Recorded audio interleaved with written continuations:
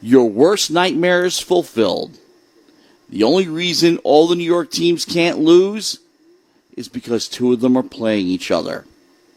Good evening, everyone, and welcome to the sports section, Long Island's longest-running call-in sports talk show. But due to COVID, the callers are the hosts. As always, Mike Anderson and Ken Fermin with me tonight. I'm Matt Mankiewich. And like I said, everybody lost this weekend. The professional teams,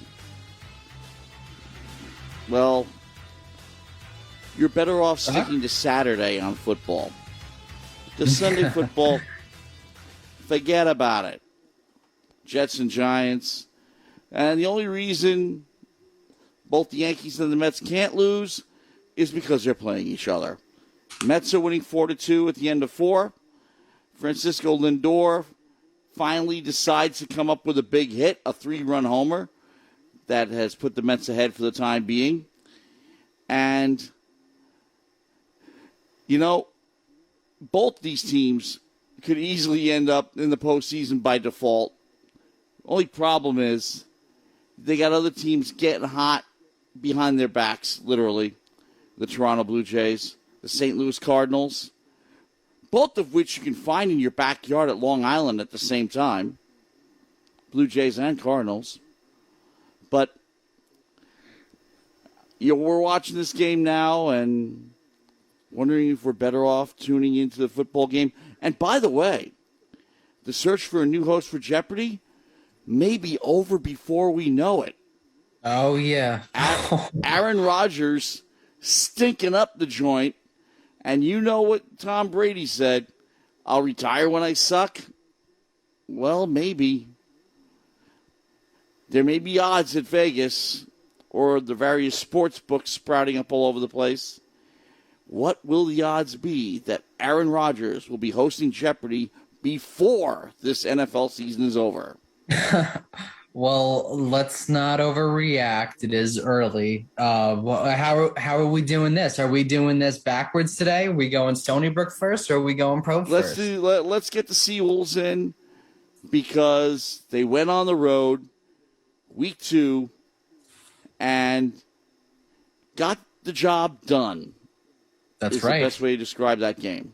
Mm-hmm, absolutely. Yeah, they played to Chuck Priore's brand of football. And, for those of you who don't know, Chuck Priore, big-time smash-mouth coach, right? He likes ground and pound. He likes running the ball. He likes defense. He also knows that type of talent is easier to get at his level.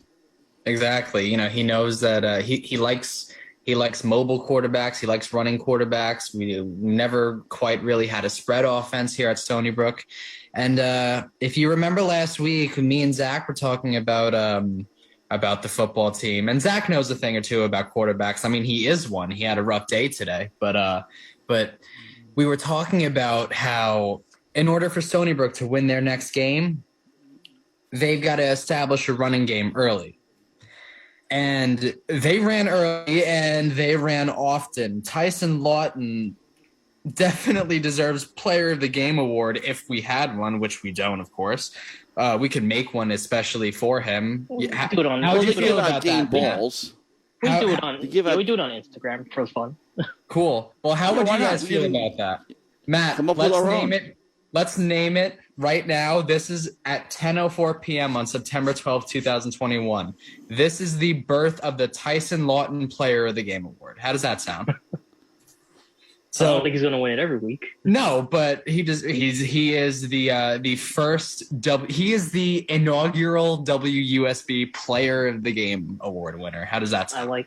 I like it, and you're absolutely right. A career high, matching his career high rather, 134 yards. He honestly just did a good job not only breaking away, finding the holes through the protection, which was great yesterday against Colgate Raiders, but he honestly just did a great job just continuing the run, even when he had a body or two on him. He did a great job of stretching out not only his arms, but just the play in general to get those extra 2 or 3 yards, helping the Seawolves get a first down a lot quicker and helping getting them 24 first downs on the day, Mike.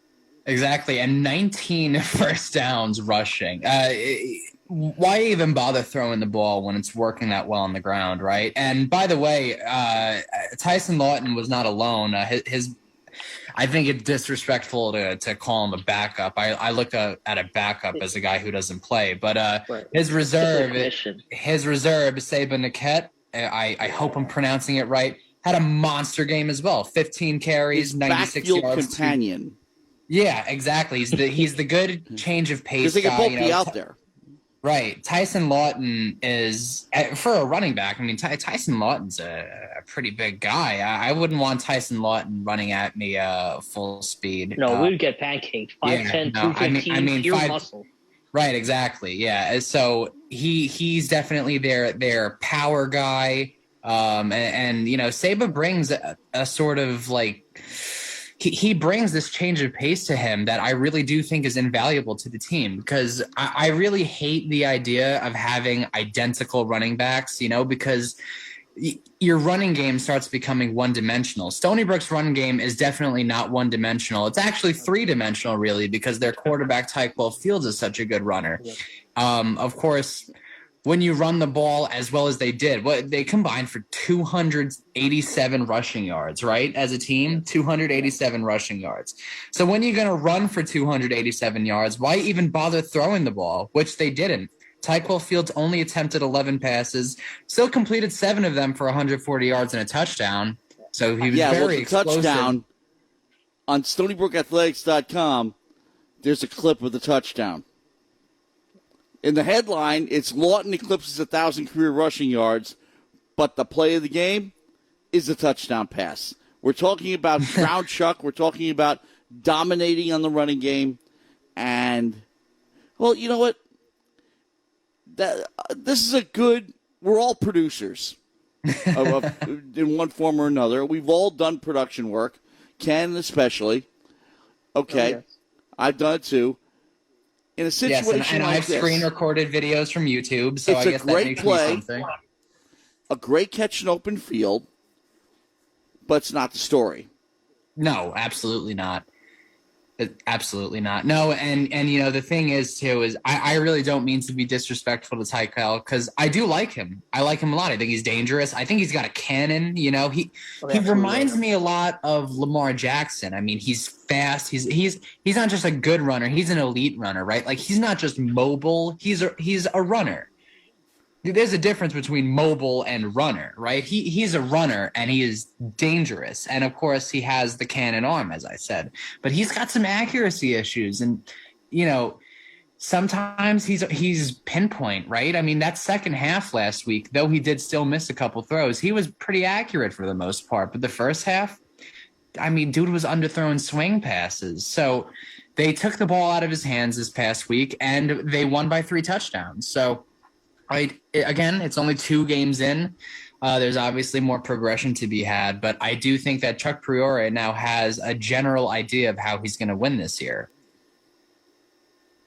Well, I think a lot of the way he's won in the past, right? It's going to come down to that. Getting those running backs by committee who are able to get the job done and produce a lot of yards like they did this weekend. Of course, it's not uncommon for Priore's offenses to have that. We saw it in the past few seasons. Donald Lido and Stacey Bedell come to mind in the past few years. But of course, Tyson Lawton and Saba Niket, the 2 of them, I thought did a really great job on the ground. And the numbers obviously proves that, finishing 287. You got a great power guy in Tyson Lawton, one of the better power backs in the conference. And you're right, Mike. It said matching up with Saba Niket, who's great in terms of speed, especially in the short game, getting by, finding the open holes, getting by defenders, and getting those first downs that you need, third and short, third and medium. He definitely stepped up, I thought, for sure. And the running, of course, is the identity of Priore's offense, but it aids Fields because, as you said, those issues he's still working out on.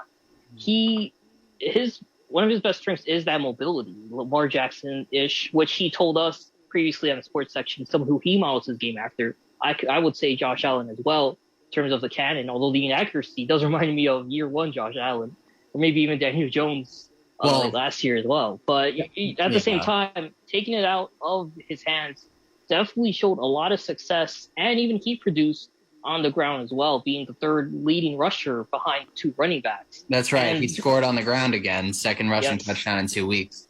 And I think most importantly, the one pass, as we alluded to, that the big impactful pass was the one that gave the Seawolves the lead. Because Seawolves are trailing 3-0 in that second quarter. It was And then they never looked back. Exactly. When Tykel threw that dot to his classmate, Sean Harris Jr., back in Archbishop Sepnap. And it was a long bomb, 64 yards. And from that moment on, you could just tell, listening to our broadcasts, Seawolves controlled the pace of play. They had that momentum. And after they put up a field goal at the end of the quarter, they just carried on and continued it defensively as well for great interception by Dejon Owens. Fields punched it in, and then Tyson Long again put the exclamation point on the afternoon. Yeah, for sure. And, here's another interesting thing, because there were a couple of interesting things statistically from this game. First of all, 287 yards rushing is interesting, right? It's amazing. It's complete and utter dominance, but it's also like unforeseen. Not a lot of that doesn't even really happen at the college level, let alone the NFL level. So 287 rushing yards, that was crazy, right? That was interesting. 7 completions and 11 attempts. That's obviously, 63%. That's pretty good. But 7 different receivers, 1 catch. So you had 7 team co-leaders in receptions for the day. That I thought was pretty interesting. So you know what that also implies? That's right. It implies go ahead, Matt. That your talent level is clearly superior to your opponent. Yeah. That you can use basically go to the end of your bench and give everybody a catch. Yeah, for sure. At 24-3, could they have whitewashed them even more? Could they run up even more? Probably not, because of the fact that the game is pretty much a ground game. But the important thing is that, at least against an opponent like Colgate, the Seawolves were able to demonstrate they've got depth. And maybe that's one thing they've lacked in recent years. And that this year's going to be different, because you couldn't see necessarily last year's team, especially the COVID abbreviated 2020 team, pulling off a game like this, where everything was working in perfect sync. There's only one problem. They're going up against the number 4 team in the country, who just dumped the number 3 team in the country on the road. Right. And Matt, just say that again, but put emphasis on the fact that it's the country, not the state or the conference or anything like that. The United States of America. Yes. The only country that plays college football at the top level. Exactly. The number 4 team in the country is Stony Brook's next opponent, and they got to number 4 by defeating the number 3 team in the country on the road. Exactly. I want to at add to that, Ohio State. I also want to add, without Justin Flowey or Kayvon Thibodeau, they're 2 top defensive players. Yeah, right, exactly. So you see where we're going with this? It's not what would the word be? They're not very favorable. We know what's next. Yeah, it's not going to be pretty. It's not. Okay. Hold on. Let's first let's be impartial. Second, let's also be realistic, right? 2 scoring drives would be a moral victory, right? And they'll probably come in the first quarter, because you know how these games work. They'll rack up a few points. They'll play them fairly close for the first half, and then the superior depth of the FBS team will take over, and the Seawolves will be lucky to get out healthy. Right. Yeah. I think second half is too much. Right? I think first quarter, if it's 14-0, that's a victory. Or 14 score afterwards, it's a victory. The Seawolves lead in any point of that game. That's a victory in and of itself. Look, I'm only just very down. Just look at the recent history. Last time they played an FBS opponent, Utah State, they lost 62-7, and before that, they got shut out 38-0 against Air Force. Stony Brook, though, Those are does have close one games. victory. I don't know what you're talking about. Stony Brook actually does have one victory though against an FPS opponent. They won 23-3 against Army back in 2012. Well, different. It's not impossible, but No, it's not impossible. I don't like the odds. That's a military, Army kids of go to Stony Brook. 1944.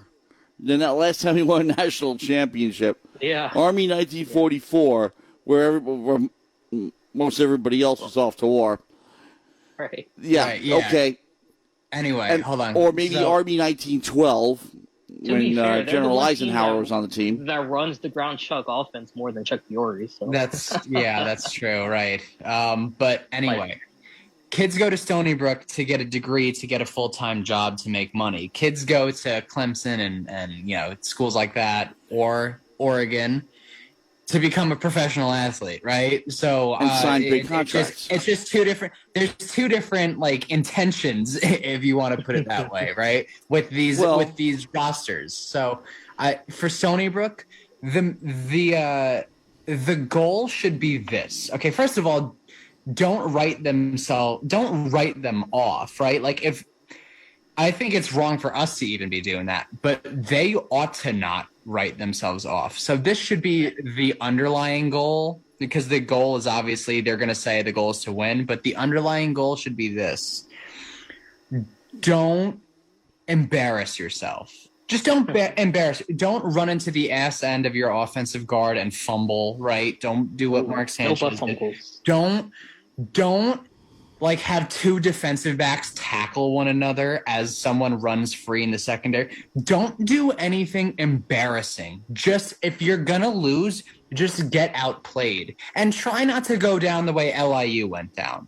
66-0 is, and I know this is a controversial statement, but 66-0 is not a good performance. It's not. It doesn't matter who you're playing, right? So I want to see from Stony Brook, I just want to see them play competitively. I want them to hang in with Oregon. Obviously, if they're in it late, I'm going to get really intense about it. I'm really going to root for them to win. I'm going to be upset if they lose. Hey. But I just want them to compete. I want them to put themselves. They need more respect on their name. You shouldn't overlook Stony Brook football. And this is a big moment for them to gain some respect, right? If you lose that game, 27-17 or 27-20, do you know how many eyes you're going to open despite losing? Oh, a lot, for sure. Oh, sure. That's because gotta that be means the goal. Scouts will start looking. Exactly. That means more scouts. Maybe Seawolves get drafted. Exactly. And also people in Oregon will learn where Stony Brook is. Guarantee they don't know if it's on Long Island. I mean, the baseball team took care of that. Yeah, right. But that's true. Yeah, you know who played baseball at Oregon? Who? Guess just one major league player. Of thousands of 750 players on major league rosters. Yeah, Michael Conforto was where I was going with that one. Okay. Who's playing right now? But in any case, hit into a double play a couple of minutes ago, right before the show began. But he's also got. As I have often said, ever since they put Oregon on the schedule, Oregon is Nike U. And the reason why is because, of course, one of the founders of Nike was a track coach at Oregon. But also, Nike is based in Oregon, and they often use the Oregon teams to show off their latest designs and stuff, which is why the Oregon team always comes up with the weirdest uniforms, because they're basically the test bed for Nike.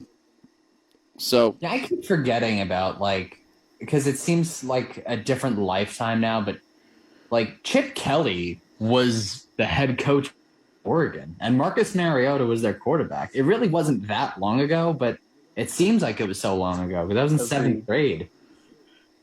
But yeah, I have a friend. So Stony Brook will be traveling to Oregon this week to take on Chip Kelly and Marcus Mariota's former team. So get that. Which ironically enough, wrap was your the mind last around time that. they were a top 5 team. Yeah, right. Yeah, it's just a tough one to wrap your. It's like a surreal moment, right? You never thought you'd be here, and then you're like, "Wow, Chip Kelly was the coach here." I remember Chip Kelly. Yeah, they don't have them anymore. I think they got obviously they have a lot of terrific players, but they have probably the best next man up like mentality depth roster. Like if you there is a college football team you want to model yourself after. Alabama, I think, still number one, but Oregon's definitely got to be number two. Just that they are phenomenal at every level. Number one defensively, as I mentioned, Kayvon Thibodeau is going to be a top draft pick for sure. He's just a phenomenal linebacker. Gets to the quarterback so well, beats defensive lines. Cornerback Michael Wright just as awesome too, defending receivers. And their ground game's real good behind TJ Verdell. He's ran for over 1,000 yards twice already in his collegiate campaign, and he's probably going to do it again as long as he avoids injuries, which he suffered in the back end of the 2020 season. So in that sense, it's going to be fun seeing how the Seawolves team matches up against a number 3 team that's on the rise and only looking to go even higher. I think, as you said, it's going to be a blowout. It's not. I don't think it'll be competitive for too long. But again, it would be just nice to see how these two teams gel, see where the Seawolves team needs to improve, especially coming off a win, seeing how they can build from this loss, like we've seen other Stony Brook teams do against nationally ranked opponents, the exception of women's lacrosse, who are the top nationally ranked team usually or up there, and they demolish the competition. Yeah. Well, here, how do you? I guess I should throw out there. This is strictly hypothetical, but how do you win if you're Stony Brook? Well, don't deter from your brand, right? I mean, it's really the way that you beat any high power football team. It's the way you beat Tom Brady. It's the way you beat Aaron Rodgers or Pat Mahomes. Stay within yourself. Yeah, right. It's keep them on the sideline and don't turn the ball over and score touchdowns in the red zone, right? No field goals, no turnovers, convert on third down, right? It's I think they're going to get to the red zone first. Right. Yeah, right. So how are they going to do that? Well, Tyson Lawton's going to have to eat his Wheaties that morning. Saban Niquette's going to have to eat his Wheaties that morning. Right. Tyquell Fields is going to have to eat his right. You get where I'm going with this. You see? Yes. Okay. They're going to be I will say this though: if there's anything this Ducks team could improve on to be number one, and that's a rarity, I know, but it would be obviously, I think, just air it out more. Anthony Brown, going back to that first game against Fresno State, his longest pass was 32-yard touchdown. Which don't even put that out there in the universe, Ken. Don't give them any ideas. I'm just saying, for Stony Brook, for their keys to win, besides the obvious, is that, and I think just third down efficiency. If you're able to shut down this team third down, it's going to force them to, at the very least, give you more time of possession for you to control the tempo of the game. And in that sense, that will lead to the Seawolves being able to obviously further compete and stay alive in the game. So we'll see. It's going to be very exciting, especially for us to cover now the 4th-ranked team in the nation. This could, and I mean, laugh at me if you want. This could be a Tyquell Fields legacy game. Like if he goes out there, right, and he goes 17 of 24, 256, 2 touchdowns, no picks, has a good day running the ball, and they lose by 10 points.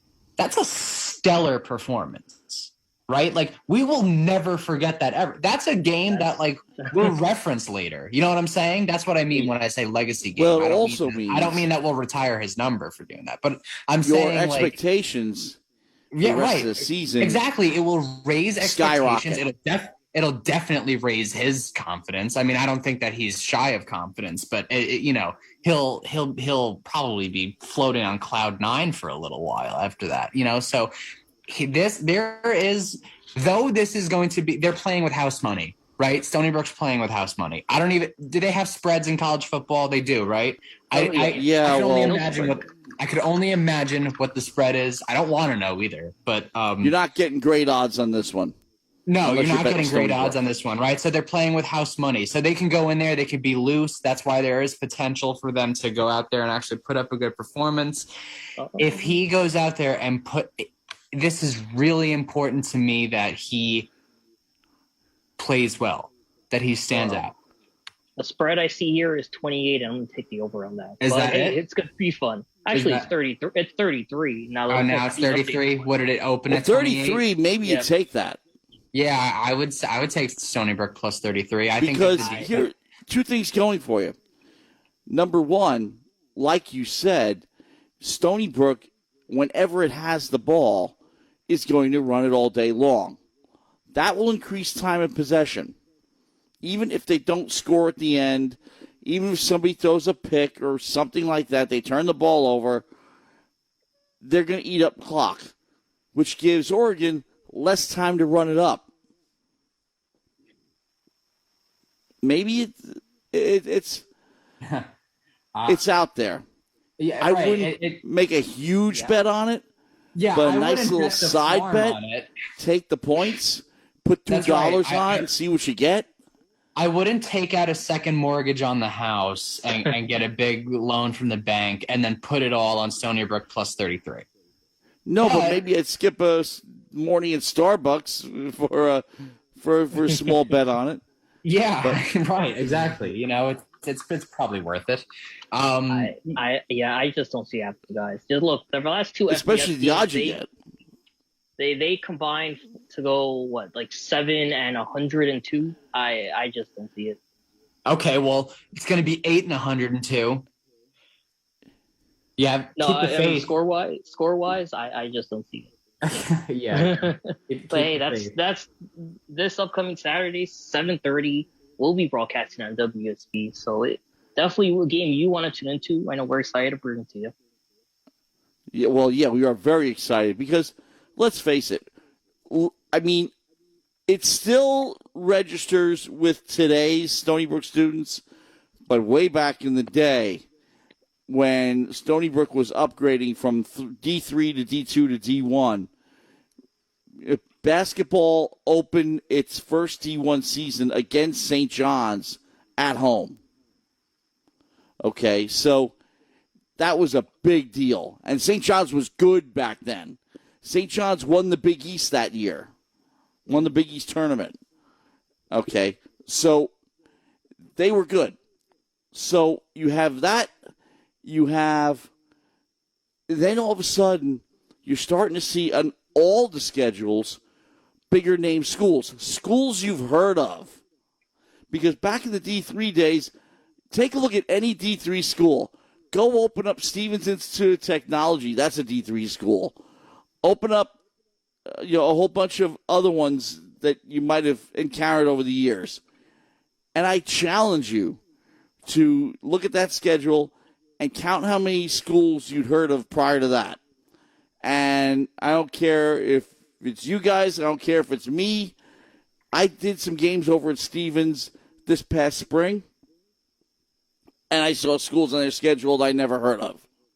So, I mean, you look at today's football schedule, okay, New Hampshire, Colgate, Oregon, Fordham, Rhode Island, Towson, Delaware, Richmond. Okay, even though they may not all be Pac-12 schools, people locally have heard of all of them. Right.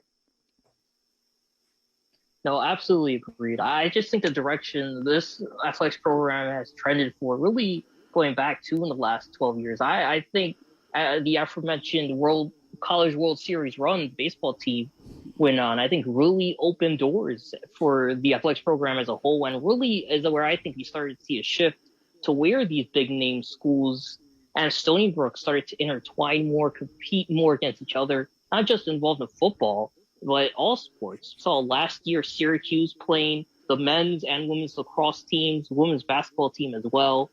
Other very talented schools obviously playing against women's lacrosse. The women's lacrosse schedule. University of Florida, they're playing SEC teams, and beating them. Well, men's basketball made the Pac-12 beating them tournament in 17, right? Yeah. So I mean, that's a good point. That baseball thing. First of all, baseball is a sport where anything can happen on any given day, right? I mean, the Orioles remember just took 2-3 from the Yankees, right? So that 2012 College World Series run. They beat Miami, ACC. They beat LSU, SEC, okay? They beat power conference teams. And to get to the College World Series, you have to. You will encounter them. Mm-hmm. And then absolutely. I'll tell you, but the poster child of a mid-major starting to play with the big boys, look at what Coastal Carolina is doing. Their baseball program, first of all, they murdered us back in 2010, but that was 11 years ago. Yeah. They're winning the whole thing now. Coastal Carolina is coming up with big wins. They're ranked in football. We used to play them in the Big South Conference a few years back. Yeah. So they basically decide we want to be a big-time college football, a college sports program, and they just did it. Right, yeah. Otherwise, strictly a mid-major. Yeah, when I was Go ahead, Ken. Go ahead. Yeah, I'll say this week in particular as well, just a couple days ago, stunning the Kansas Jayhawks 49-22, proving 2-0 They killed them. Yeah. Now, Kansas is not known. Kansas is a basketball school. But they're in the Big 12, so they have to play football too. But still, they're dumping. They're going from the Big South, where they're on our level, and we competed with them, to dumping Kansas. And currently 16th in the AP poll and 18th in USA Today coaches poll. Amazing. They are legit. It has been an incredible run. Absolutely, Mike. Yeah, I decided I'm not going to share the story. I do that a transition though to women's soccer. Yeah. To make similar point, they've been seeing an uptick in competition too. Of course, in the NCAA tournament, facing off against Penn State past couple seasons, Ohio State as well last time up. And for this week though, they played against St. Joseph's as well. That was earlier today. And it was a very tight game, just switching to that. But Stony Brook got the job done. They got a 2-1 victory. And just 10 seconds left to go in that first overtime period. Katrina Vondragowski, who's usually one of the leading passers, a key playmaker in that Seawolves offense, was able to find her way to the back of the net with a beautiful shot, just catch that far post, giving Seawolves, I'd say, a well-earned win at home. Yeah, no, I'm happy for the girls. You know, they've played a lot of hard teams. I mean, when you look at, and I don't mean to like disrespect the men's team or anything like that, but when you look at the men's schedule, the men's soccer team and the women's soccer team, and you look at their schedules, there's a clear disparity in matchup talent. The girls have been playing the women's. I'm sorry, I don't mean to. Yeah, the women's soccer team they've been playing some fierce competition. So it was nice to see them play somebody a little closer to earth. It was nice to be able to see them get one on the board. You know, they're a hardworking group. They're a talented group. This is really more or less a sign of things to come. I think that it's going to be another big year for women's soccer. And the schedule disparity too is by design. This 2-1 victory today, by the way, snapping a 3-game skid after the Seals dropped a couple of games to Colorado last Sunday, as well as Fairleigh Dickinson this Thursday. 2-0, 2-1, or 1-0 respectively. But it's by design, number one, for Coach Bischoff told us as much last month when he appeared on the show. That he's scheduling the hardest schedule possible, probably being most difficult this program has had, because they really do want to challenge themselves as they continue the hunt to three-peat as conference titles, but just advance past the first round, which is something this program has been unable to do. Exactly. And we saw the level of competition Ohio State brought last year. They're trying to get on that level. So facing tougher competition like Providence, like Colorado, two teams too with tremendous offenses, Colorado really tremendous defenses. Yeah. It was, I thought, a great gauge for where this program is, where it needed to improve. And offensively, I think the team did that. They were shut out for a lot of today. 77 minutes, score was still 0-0. I thought for sure it was going to be a 0-0 draw. But Alicia DeAus, the transfer from Rutgers, came in and started the scoring with a great rocket in that top corner. And even though St. Joseph's got the equalizer a few minutes later, I thought the Seawolves offense really stepped up and controlled the entirety of that overtime period prior to Von Dragowski's goal.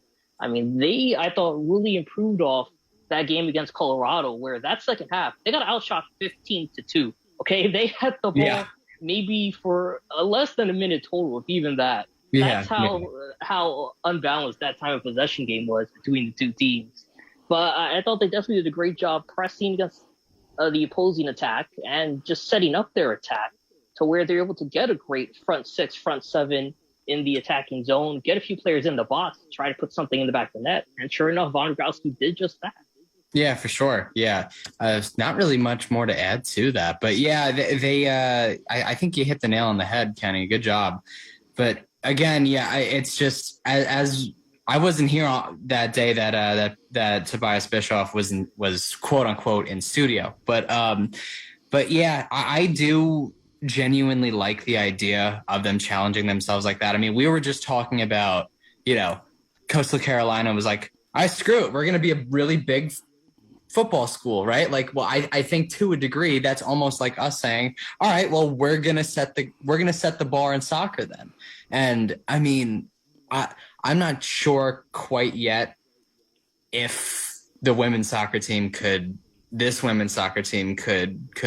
make national waves like that. But at the same time, not a doubt in my mind that their quote unquote struggles are just a product of their schedule. Also, by the way, there is a bit of homesickness to it, right? 0-4-1 away and then 2-0 at home. So they at least got to sleep in their own beds, or something close to their own beds the past couple of days, and it was just nice to see them get themselves a win. Right? Doesn't matter who it's against. It's always nice to win. Mike brings up an excellent point as well. This women's soccer team is 14-2 under Coach Bischoff at home. This team has not lost at Laval Stadium since 2019. Second best home record, obviously behind women's lacrosse across all the programs at Laval Stadium for the past 4 or 5 seasons. And I definitely think that home field advantage is something to do with it, with the crowd being back as well, and just the popularity and rising popularity as well that women's soccer as well, is becoming, not just in Stony Brook, but on the island. It's definitely played a bit of a factor in that, because that crowd was in it from the opening whistle. And even when the game threatened to go to double overtime, that crowd was still loud, and they were pumped to see that goal to wrap up the first overtime period. It was, again, impressive to see an aggressive showing from the women as they look to continue success. They have a 3-game home stretch, final non-conference game against Cornell this Friday. We'll be covering that as well. Then Sunday afternoon, 1 p.m., beginning the conference slate against UAlbany. And I think they are well prepared for the conference schedule by, again, facing the tough competition and looking to learn from their mistakes, which, again, I think they did in today's contest. And Cornell, I think, will be the exclamation point on that, as I think they should get a good victory, probably get 2 or 3 goals as well, send a message to the rest of the conference that this is going to be a dangerous attack and a pretty good defense as well. Yeah, exactly. Yeah. Wouldn't it be nice to see them upset those nerds up in Cornell? Or, well, they're coming here, right? Yeah, they're coming here. But either way, the phrase iron sharpens iron, right? And I'm pretty sure that's exactly what Coach Bischoff had in mind. These great teams are going to make this very good team all the more better, right? And I think they begin their conference part of their season against UAlbany at home.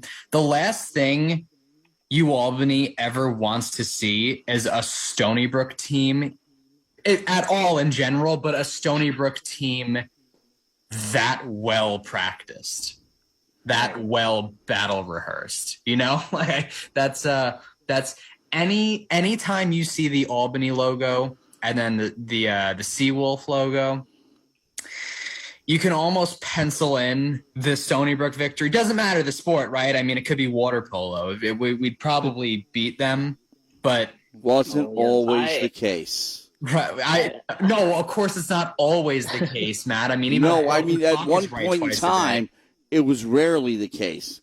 Right. But Albany, for a good 4 or 5 year period, owned us. in men's Right. lacrosse. Conference. But a broken clock is right twice a day. And iron sharpens iron, and women's soccer has faced a lot of, let's call it, iron. Yeah. And now they get to go host Albany to open the season. That's a solid. There's a solid chance women's soccer begins the conference part of their schedule 1-0. I'll do something. I don't know what I could wager, but I'll do something crazy if they lose. Pride. Yeah, no, I'll lose pride. Yeah, but I mean, I don't know. I'll do the cinnamon challenge into the microphone. Don't kill yourself. Yeah. Hey, the UAlbany games are always fun to watch. I mean, last season, of course, UAlbany was the only team in the regular season to defeat the Seawolves. It was a 1-0 game, as Seawolves responded to going on a great run to close the season before ultimately taking the title. Last time at home, they defeated the Great Danes 3-1. And again, with the game against Cornell, who are doing their own America East Conference battles as well, they faced UAlbany, tied 2-2 back in August. They're facing Binghamton in a couple of days before they come to Long Island. So again, it's going to be interesting to see, too, how this Stony Brook team, I cite offense because they only have 4 goals because of the level of competition they're playing. I mean, today's 2-1 victory were the most doubled their scored. Input. Yeah, exactly. Doubled their input from the season. So again, you want to see that offense step up for sure. Seeing the defense, which we always know is great, continue to be good is, I think, going to be key. And yeah, this team can easily, I think, put together another tremendous regular season in an attempt to host conference finals. Yeah. Do you think when Matt Sank sees the name UAlbany on his schedule, he like rubs his hands together and does an evil laugh? Oh, those have been fun games. Because it's just That's true, yeah. It's just not him. He doesn't overlook. Too even-tempered. Yeah. As far as opponents are okay. No. He's not even-tempered. He's even-mannered. There's a even-mannered. Yes. Yeah. You can get him mad. Friend of the show. Saw that. But look what it takes to get him mad. Certainly not, the Albany rivalry. Matter of fact, now New Jersey, NJIT, I was about to call them New Jersey Tech, speaking of D3 schools back in the day. But they're like the Lord Voldemort of the America East. I don't even want to mention their name. Everybody hates them now. Dude, I mean, men's soccer hates them. We'll transition to them in a bit, but I got to, right now. For the sake, okay, you know what, while we're at it, I guess we did kind of... It segued perfectly because, yes, it's true. NJIT is the newest member of the America East Conference and has, I guess, not been a very gracious guest. Or no, they've not kind of wearing out their welcome. I mean, they pissed off Hartford so much that they're leaving. So, well, no, they're leaving Division One. They're downgraded to D3. That's good. It's a good joke. Yes, thank you for laughing at it. But no, Mike, NJIT. I mean, Hartford, we have talked about Hartford. That's another story. But NJIT in baseball definitely made their mark. And stole the championship. And it wasn't necessarily their fault. It was the weather's fault. That was the worst Memorial Day weekend I've ever experienced. Let alone and it was raining on top of all of this. Yeah. Former commissioner's fault. Not commissioner anymore. Former. Oh, by the way, do we have a new commissioner in the America East? Yeah. Yes, we do. We do. I probably announced it and I've forgotten already. Yeah, for the life of me, I can't even remember it. But AmericaEast.com, the press release is there. But in some any other case, time, we'll give that guy credit. It is Brad Walker, of course. Yes. Good for him. Okay. Yes, I knew that. Yes, I knew. No, I didn't. I'm blind. As we said, men's soccer. They Mike, you alluded to earlier, the schedule not as challenging per se as the women's, but by design, when you consider this men's team has gone combined 5-17-3 over the past couple seasons, where they were slated to be among the best in the conference. So you can't blame them in terms of the level of competition because they're trying to build back the positive momentum on this team. They were, again, served handily over the past few seasons. Even the abridged season last year did not perform too well.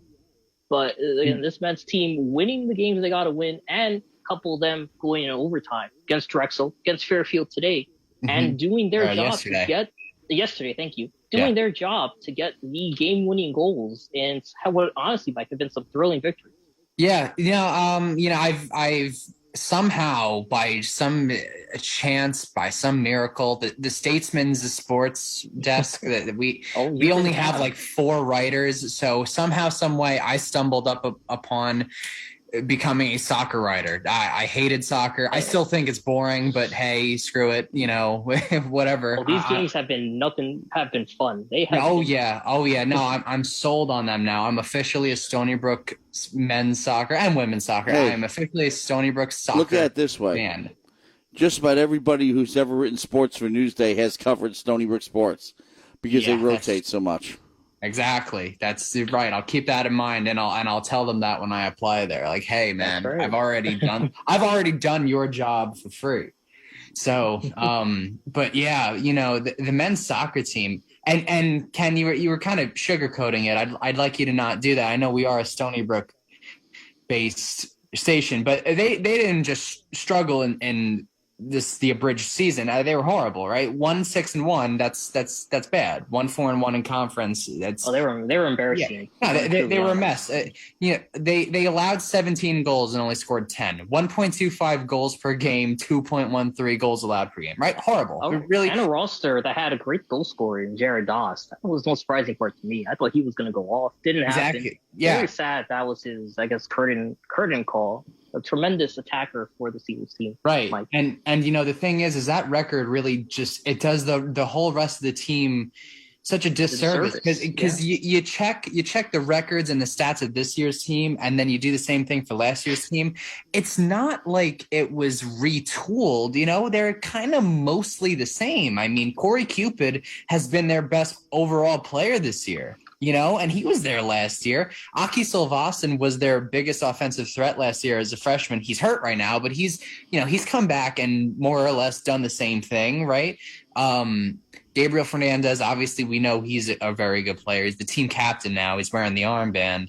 Sean Towie was there last year as a freshman. He's Coach Ryan Anatol referred to me as the trusty Sean Towie, so they've or maybe he was talking about Trusty Burgesson and he said Trusty, Sean Towie. Yeah, come to think of it, I might have screwed that one up. We might have to print a retraction. Anyway, so they've kind of got mostly the same roster, but they're just playing with a different intensity. And I've spoken to a couple of them for the Statesman. I wrote a preview article for the conference season, which is coming up soon. You could go check that out on sbstatesman.com.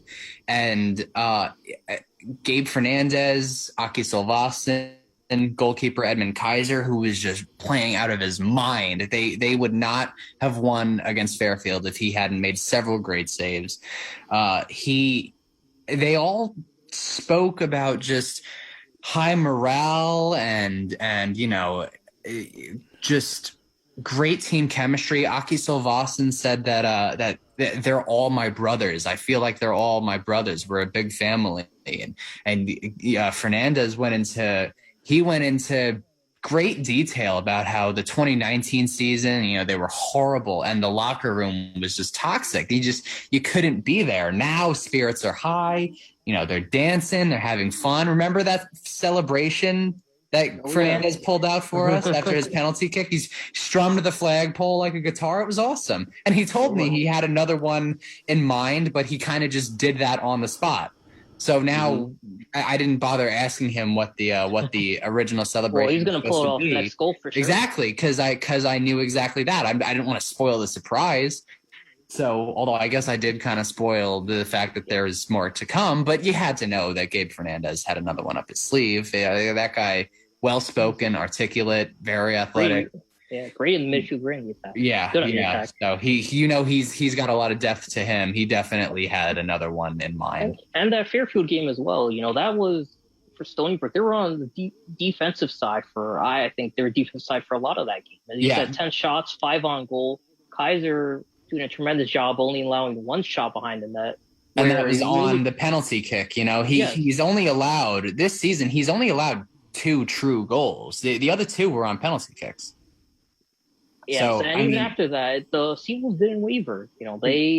They were able to tie it up the 73rd minute. Jonas Bekas, one of the new freshmen, freshman starter. Their only freshman starter. He is a stud, man. He is a difference maker. I love watching Jonas play. His handshake is ridiculously strong. He almost broke my whole arm. He has a ginormous upper body, especially for a soccer player. You'd expect him maybe in basketball or football. Yeah, he's a strong, strong boy. I can't believe he's a year younger than me. But he made his mark immediately, right? The first shot he ever took in his first game ever was a game-winning goal against LIU. A good team, by the way. Stony Brook has played the men's team. They have played like 2 respectable teams. I mean, Drexel has really not been good this year, but Drexel has a good offense, and they were good last year. And LIU was outstanding last year. So I guess I kind of discredited them a little bit. It's just that women's soccer has been playing such borderline powerhouses. It's there is a line to draw between the two. Anyway, they're gritty. They remember when the Mets were kind of good, and I kept using the word spunk to describe them. They've got some spunk to them. Like they're never say die. This Stony Brook men's team never say die, ever. Don't ever do that. That's a stupid decision on your part. This team, they're having fun. They're winning. They love each other. They're not particularly strong offensively. They're much better and much more efficient than they were last year. Low bar, but they're much more efficient. Having said that, when the job needs to be done, they do the job, and it doesn't matter who it is. Last night, it was a sophomore Trevor Harrison coming off the bench to connect on a perfect pass with Jonas, and he sent it right past the goalie. And then of course later, Trousty hit Sean Towie, and Towie's been struggling, but he unleashed a perfect pass, and then Sebastian Rojek, a defender, scores the game-winning goal. First goal in 2 years. It doesn't matter who it is; they're just pulling it out from every direction. 4-1. On top of that as well, you just see the improvement just comparing them now to this time last year. This time last year, they had maybe 4 goals and gave up 10. So far through the first 5 games, this team has 7 goals and only surrendered 4. They have a tremendous strong. They have a very good defense, and as you said, a very gritty defense where they are pressing the entire game. They are pressing for possession. They are going to attack opposing attackmen in terms of forcing them to either make a mistake by making an errant pass that sails out of bounds or a turnover to then play the long ball game, try to get a quick score up the other end.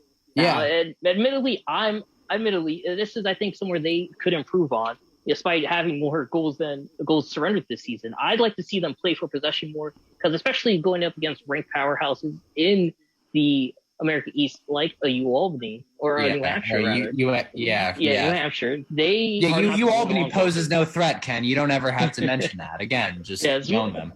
But for, again, a New Hampshire team, they will not allow you to do that. You are not going to win a conference title opposing New Hampshire, playing the long ball, losing the time of possession. To me, I wanted both of these soccer clubs. I'd love to see them control the possession more, love to see them maybe control it more in the midfield as opposed to being on the back end. And while, yes, you do make a lot of great defensive stops, you don't want to necessarily tire out those defensive backs and lead to so many substitutions, as good as those backs are. Absolutely. Well, they've got, Gabe told me, look at me name dropping. Gabe Fernandez told me that the strength of their team is their depth. Now, I disagree. I think that the obvious strength is their defense. And by the way, Ken, I know that you rebutted, or you reneged rather, and said, that's a little strong. No, you were right. Their defense is tremendous. Their defense is suffocating. Just the amount of shots they block. Edmund Kaiser was saying, "I don't even have to get that many saves anymore. It's great. They make my job so easy." And Gabe had said that their depth is their strength. I do believe that they've got a good bench. Again, Trevor Harrison, Cam Blaze. Cam Blaze is electric. They have better depth now than the last couple of years, but that's not really saying much. The real test will be at the end of the season is how far they go to determine depth. Of the two teams, the women's team, I think, has the better depth. And amongst the American East as well, I think the men's team is among middle of the pack in terms of depth, as opposed to the women, who have probably second or third best depth in terms of roll around when a player goes down, who's next to step up. Yeah. And by the way, to your point about playing for possession more, Coach Anatol did tell me that he believes that they've gotten a little impatient on offense, led to more turnovers. Yeah, so he's aware of it, and I assume that will be something that they'll be working on all season. So don't be surprised if, by mid-season, maybe by late season, this is a team that never gives the ball away. Yeah, and they got an interesting schedule coming up this Tuesday. Be at Ryder in Lawrenceville, New Jersey, taking on Ryder Broncos at 7 p.m. before they start their conference slate against Vermont this Saturday at 6 p.m. They lost 1-0 last time those two teams faced off back in 2019. Couldn't play last season, and they're actually on a bit of a losing stretch, having beaten the Catamounts since 2011. So Catamounts, a good team offensively, going up against a good team defensively in Seawolves. Will be very fun to see how those two teams counteract each other. By the way, we do have a soccer broadcast coming up this week. Friday, women are taking on Cornell. That's at 6 p.m. at Laval Stadium. And the reason we're not bringing you the men against Vermont is because it conflicts directly with the football game at Oregon. Yes. But those are our broadcasts for the week, folks. WUSB.FM/sports for the latest broadcast schedules. We update them constantly. But we are approaching the top of the hour. Hey, can I just make one final point then before we shift gears totally? So we were bashing NJIT earlier. I did want to mention this in my interviews with the three players that I had listed earlier, Kaiser, Salvasan, and Fernandez. Both Gabe Fernandez and Edmund Kaiser told me that they are looking forward specifically to playing NJIT this year. Kaiser cited because they're a team we know how to beat. We dominated them 1-0 last year. And Gabe Fernandez had said they knocked us out at home last year when we needed to win. So expect them to be a little more fired up when they get to play the Highlanders. They don't deserve to wear that name, the classical name of the New York Yankees. Wait a minute, I'm correct in saying that, right? They were the New York Islanders. Yeah, they do not deserve that moniker, yet they have it. Hopefully, Gabe Fernandez and Edmund Kaiser can punch them in the mouth. I do think Francisco Lindor went dead center. Yes, that was a monster shot, Francisco Lindor, 436 feet, make it a 6-4 game for the Mets. And just speaking of offense, kind of funny, but also impressed very quickly for Stony Brook Sports. Women's volleyball doing a great job hosting Stony Brook Invitational, taking 2 out of 3. They have the best offense in the American East, only team hitting above 20% through the first 3 weeks, and they have a great attacking front. Abby Campbell, sophomore, 76 kills, 5th in the league. Nitan Omalewa as well, above her. Maya DeLong, Leonie Coons, a tremendous duo from the net. A great job, number 1 and 2 in terms of kills for the team. And this women's volleyball team, I think, has improved tremendously from past season and even a couple seasons ago. And I think are on track to getting back to that conference championship level that they were a few seasons ago, and B, that we've seen the women's soccer program and lacrosse program become. So it is a very fun time if you're a Seawolves fan on the island. Cross country as well, doing good. Top 3 performances, men's and women's. Swimming and diving coming up. You want to be at these games if you are on the island, because these Seawolves programs are lighting it up this year, which is just to provide for the fans after not being able to attend most games because of the pandemic. For sure. It is early. Well, the other thing that's great about this is consistency is what gets you another Commissioner's Cup. And the Seawolves are showing that again this year. That's right. And didn't they win it in the springtime? They did. So that would be a nice little back-to-back to have. So, 11 o'clock. Of the week. It is officially the top of the hour, right? So WUSB Stony Brook. Yep. You want to you want to do the official transition, Matt? Okay. Well, first of all, update, as Ken said, Francisco Lindor, second home run of the game, solo shot, puts the Mets up by 2. They lead 6-4 in the bottom of the 6th inning. Now, it's basically just a game of who wants it less, as it was last night and the night before. Well, I do believe these games, well, both of them are teetering on the brink right now. So, yeah, both need the win, and they're playing like it. So I'll give you that. Aaron Judge left the game. I believe it was something about a contact lens or something like that in his eye, and they decided to just pull him. But I'll get the full story. What's that? Go ahead. Dizziness officially. Yeah, because eye drops. He received eye drops during the first, but don't want to put yourself in a position of danger. Yeah, Lindor that's not good. Yesterday. Yeah, he'll be okay. He struck out twice today, so maybe it was for the best. He exited. Yeah, but I mean, he does that when his eyesight is perfect. So he'll still give you a home run the third at bat. He couldn't do that today. Yeah. Well, 6-4 Mets. Francisco Lindor is talking it up, and that's what he does. We can do our hot topic of the night on some of these guys who do talk it up and may not have played up to the level that has given them the right to do so. But we talked about that a couple of weeks ago with him and Baez and all the other stuff. So in any case, it is time. All of a sudden, Javi Baez became the best move. To pick apart our worst nightmare. Week 1 in the NFL, Jets and Giants, and neither one put on a very good showing. Jets should cut a little bit of slack because they made it a game, and there were some flashes of brilliance from Zach Wilson. But too little, too late. My personal feeling at the end of that game was at least he didn't embarrass himself. That's in true. Week 1. Yeah, and we'll take it. I mean, it's a loss, obviously, but you saw him making some progress. Are you a Jets fan?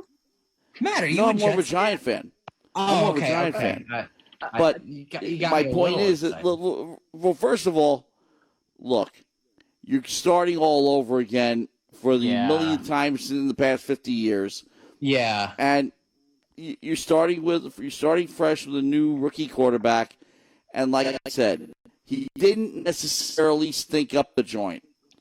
He was a little bit awkward in the first half, got better in the second half, something to build on. Yeah, that's true. That's what the optimist says. If you want to talk about people who didn't show up today, it would be the offensive line. Not that there was much to begin with, but they just letting Zach Wilson giving up 6 sacks to that Panthers defensive line. Can I? Was a sentence. Mike. Well, that Panthers defensive line won the game. Yeah, you guys are right. Both of you are right. Didn't. But can I go on a slight not a diatribe because it'll be a little more intelligent than a diatribe. But can I? Please do. Can I pick up my rant from last week? Last week was more of it ended kind of like on a to be continued. So can I now continue it? You see, it's not even that I'm continuing it. It's just that I kind of want to say I told you so, even though I'm not. It's one game in, but you have to be an idiot to not see the talent in Sam Darnold, right? You have to be a real idiot to believe that he was the issue with the Jets. Sam Darnold was not the problem. he was not the problem with the Jets. He was a residual effect of the Jets. And understand the difference All between true. the two. A problem is a causer, right? A problem is a stimulus. A Right. residual effect is the effect, right? Cause and effect. Sam Darnold Yes. played poorly. That was the effect. That what caused him to play poorly? Well, his entire organization, which I have to make that generalized statement because if I list A through Z on why he struggled, well, we're going to be here till 11:05 p.m. tomorrow night, and we only have until 12 a.m. We can wind back the clock. Right. I mean. Way back to 1983. Let me explain why. Yeah, okay. Was that Go ahead. NFL draft was one of the most quarterback-rich drafts in history. The Jets could have had Dan Marino, went with Ken O'Brien. Right. Now, the argument has been made over time that Dan Marino, had he been a Jet, would not have become the Dan Marino we know, the Hall of Famer. Right. Yeah. And if Tom Brady had been drafted as a Jet, he would carry the clipboard his entire career. Yeah, for sure. Definitely. Yeah. There's no way that Mo Lewis was going to hit Vinny Testaverde hard enough. So, and Vinny Testaverde was an established star when he got there. That's right. Yeah. And he was Vinny playing almost for won MVP his first year with the Jets. a good Vinny coach. was the backup and one of the rare occasions where the Jets had a good coach and good front office. Yeah. Well, guess who that was, though? It was Parcells and, yes. Belichick. Yeah. Yes, and Parcells wanted to give the team to Belichick, and Belichick was making a deal on the side with the Patriots. Yeah, that day was one of the most surreal days. As a reporter, it was one of the most surreal sports-related days I can remember. I say sports-related is because the day going to Jet Camp the day after 9/11 was up there too, but that had less to do with football than this. Yeah. The day when the Jets were about to introduce Belichick as the successor to Bill Parcells, and he leaves a note saying, "I'm out of here, guys."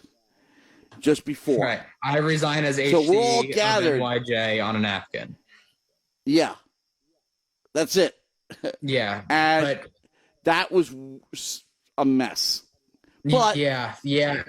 Same old Jets. Thank God I wasn't born. Thank God I wasn't alive for it. I would have so much rage as just a general. I do have like a relatively quick people temper, who were still do.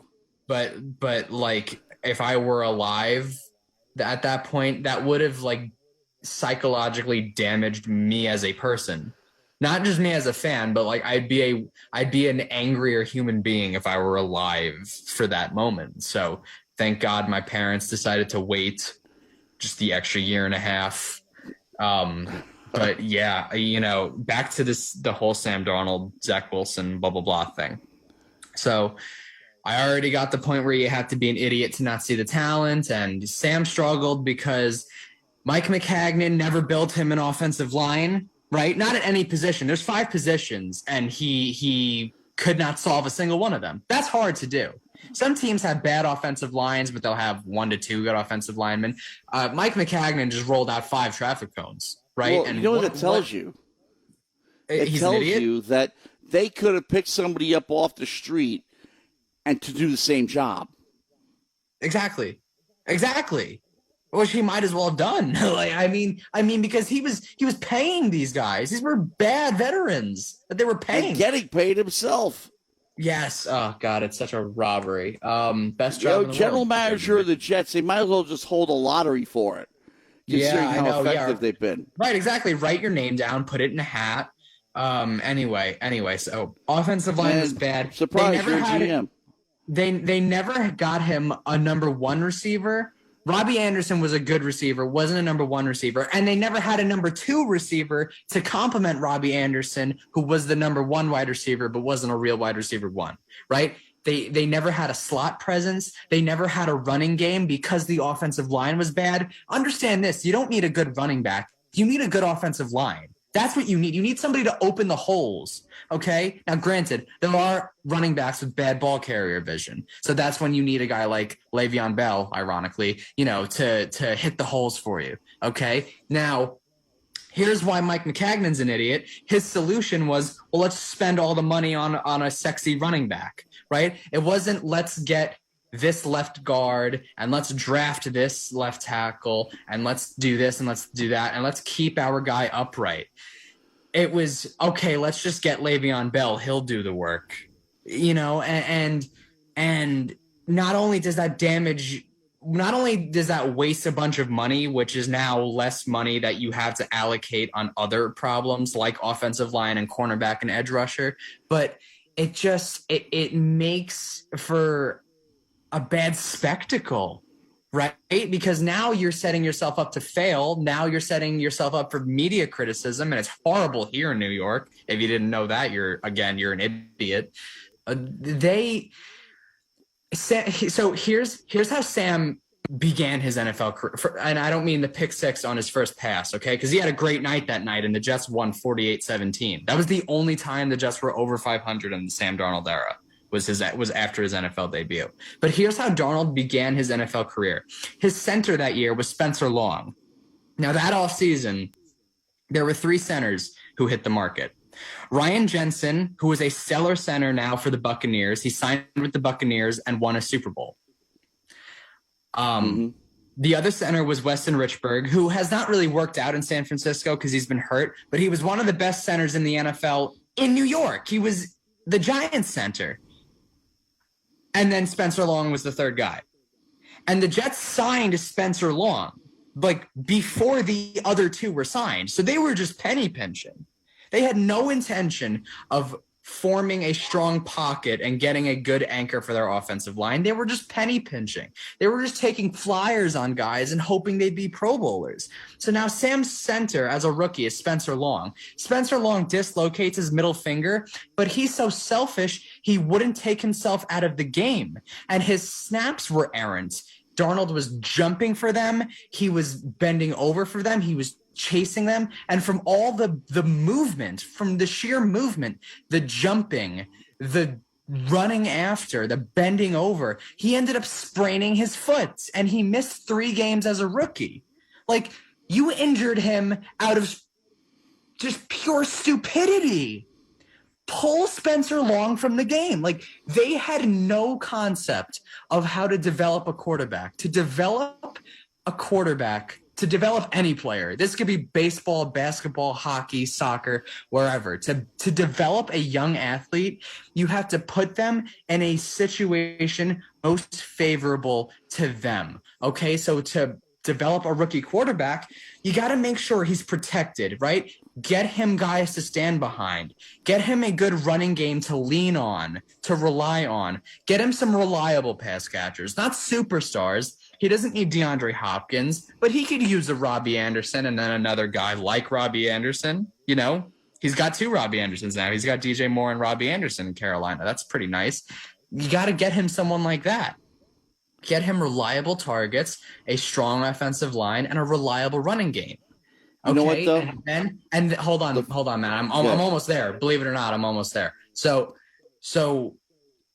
get him all that, right? It's not really a lot when you think about it, especially when you have the amount of money the Jets have had the last couple of years. They've had 2018, they had $85 million to spend.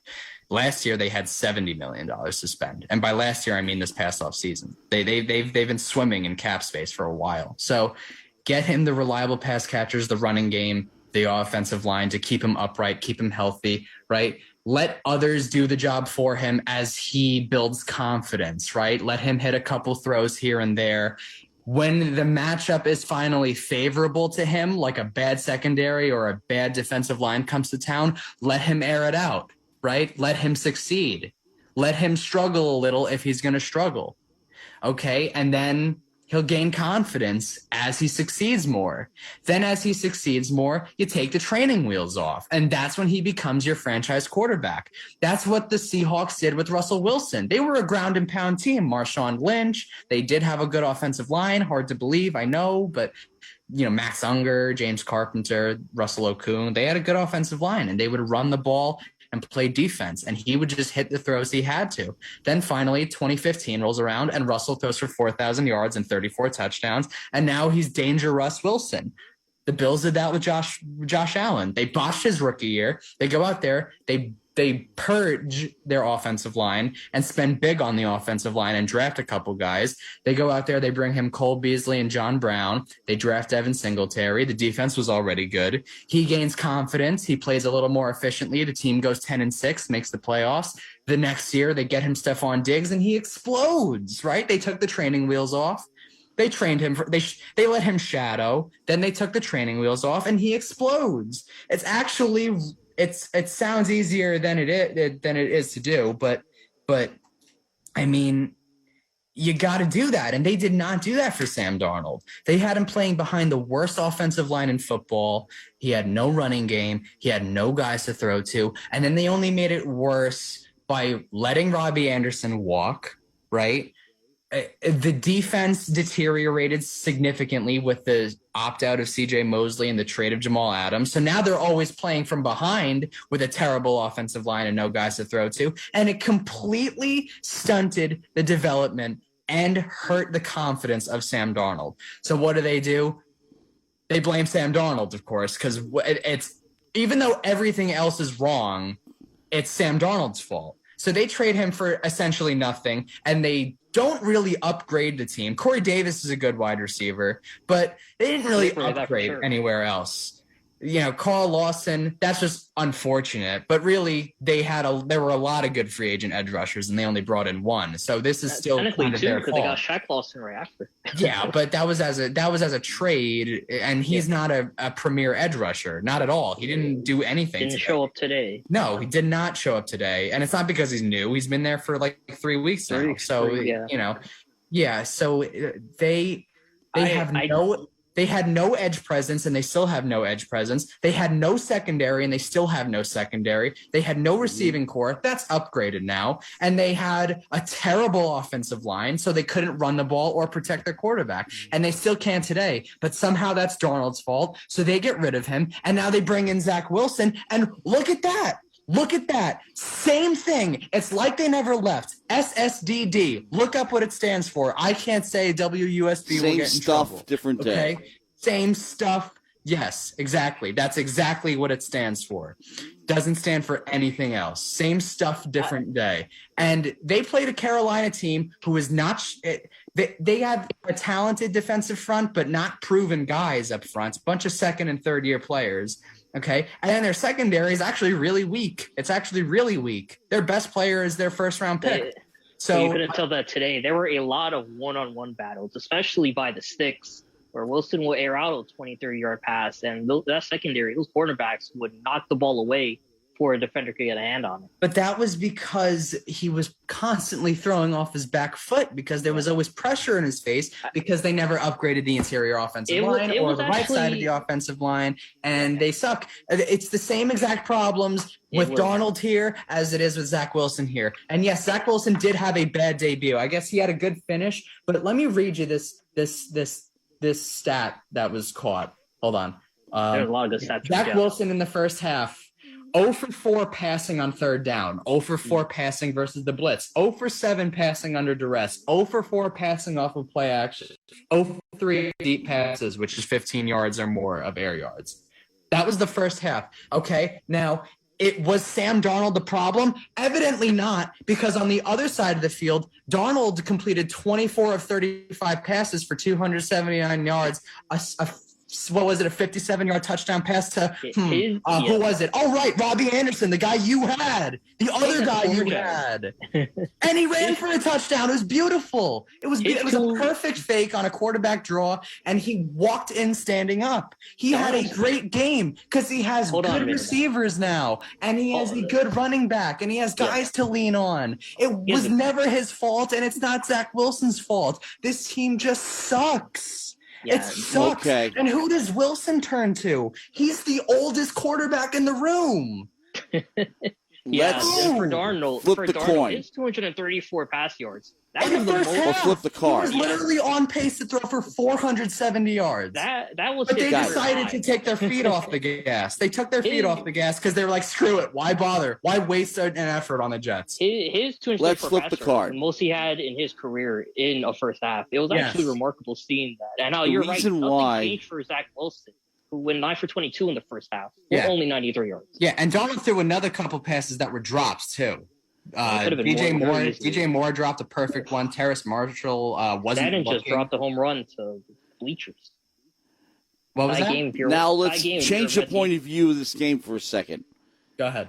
The Carolina Panthers, because we have been talking about Darnold, and correctly so. But even more important, by the way, the Yankees just tied it. Yes. Giancarlo Stanton, not only is he trotting around the bases, but he's doing a little bit of Lindor act, and the benches are clearing. Oh, I wish I could see it. Oh, my It is God, I'm beautiful. loving this. Because I was He can saying this suck. last night. I've been saying this with Vlad Guerrero Jr. during the J series, what he was doing. I said, stick the next pitch in his ear. But anyway, I That's how you got digress. suspended. It's Let too this obvious develop. now. The Panthers' defense is where I'm going. Okay. Okay. 6 sacks, 10 total quarterback hits, 8 pass deflections, forced fumble on Wilson, and snagged a pick. 10 tackles from Shaq Thompson, by the way. Oh, had a Okay. monster game. How much? Now we have reflected on how bad every aspect of the Jet offense is, but is the Panthers Except D receiver. to be All right, taken then. seriously? How much of the Panthers can we take seriously? Because they Yeah, played is the that Jets? D Was something to that the take question? seriously? Because Well- I mean, Giancarlo actually turns around. This is great. Lindor, he turns around. He and Lindor are mouthing off while he's trotting around the bases, and Nice. Lindor's Yeah. giving him the business too. Oh my God, this is good. These teams needed this Subway Series. These teams needed to, the Mets are always too passive. If you remember them letting Jose Alvarado get away with just some massive crap talk, they're too passive. The Yankees are too, watching paint dry type energy. So it's Now, not what's this accusation of the whistle? Unfortunately, I have closed captioning on, so I don't know what happened with that. We don't want But another Astros. it's scenario with the obvious whistle. what's been going on. We gotta get Lindor back to the having a breakout game and trying to rub it in, and Giancarlo saying, "Yeah, bleep you." Yeah. Well, this was more. I don't- This was more action than we saw at that Panthers Jets game. Just to point it out. I don't know. Yeah, it's true. I wouldn't say that Lindor is trying to rub it. Lindor is a fiery, high energy type guy. Oh, he's very. I mean, He's very energetic. He is very passionate. Well, he has no that qualms gets under people's showing skin. his emotions. And now they're showing it. no, it does. Yeah. Oh, right. That's the he good- made a whistling motion. That's what they're talking about. I have it on the screen when his last home run trot. So Stanton is basically giving it to him. Mm-hmm. Yeah, we'll talk about Mets Yankees in a few minutes, but got to go back to the Panthers show. And, Okay, but the Panthers D, and Darnold. You know what? Look, if you're a Panther fan and you suffer too, let's be honest. What can you get out of this game? You beat a bad team, but a win's a win. That's true. Right. Yeah. I mean, Carolina's not going to the playoffs this year, right? I mean, first of all, look at the division they play in. Tampa Bay, New Orleans. Well, okay, you know what? I guess it's the third team is the Falcons. New Orleans. So I guess it's not impossible, right? There are 7 playoff seeds. So there would be 2 wild card spots left for them if the Saints are indeed good. So it is possible, right? But most likely the Panthers aren't going to the playoffs this year. The Panthers are what you call a competitive team, right? And I know that's like you're a New Yorker, you're like, what's that? But so I got a friend texting me right now saying F the Mets, F Baez, F Lindor. Anyway. Well, everybody in the building is saying it both ways. Yeah. Anyway, sorry. I was just responding to him, the middle finger emoji. What was I saying? Right. So the Panthers are doing the rebuild right. And when you do the rebuild right, it works, right? It doesn't take 6 years. It takes like 3 years. There's the year of tearing things down and seeing what you have. There's the year of building on. And then the third year, you're usually competing for a playoff spot. They're in that second year now. Last year they got rid of Cam. They got rid of a couple of guys. They got their it's not a payroll, but they got a lot of cap space. They added some guys. Now this year, bigger drafts, right? They saw what they had last year. They committed to those guys moving forward, and they added a couple more pieces. Darnold was one of those pieces. They figured, okay, Teddy Bridgewater's not going to cut it, and Will Greer is not that guy, so we need a franchise quarterback. Sam Darnold is very inexpensive and has 2 years left of team control, and he's kind of a stud when you actually look at him and how he plays. I think we're going to take a flyer on him. Well, that was probably a pretty good flyer, right? So the Panthers, should we take them seriously? Well, I don't think the Panthers are going 12-5 this year, but in a relative sense, I do believe that the Panthers are going to put up some points, and I do believe their defense is better because they are young and they are a year older now with another year of experience. I like J.C. Horn. Derek Brown's a stud. He had a big sack on Zach Wilson in the red zone. That was Wilson's fault, by the way. That was in his face.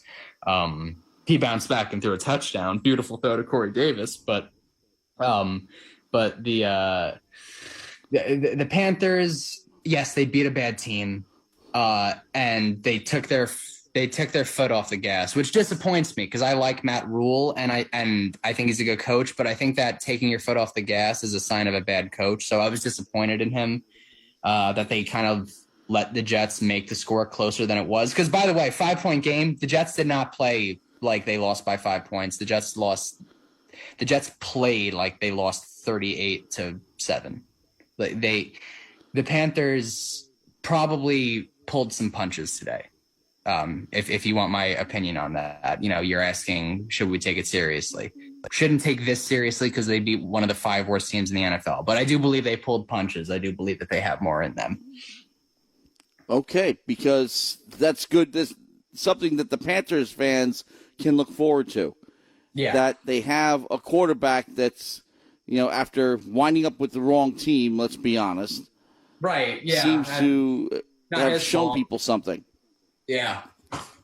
It's just such a tragic thing because Darnold came to New York. He was so poised and everybody loves him. I still think like most of the fan base loves Sam Darnold, but at the same time. I think so too, yeah.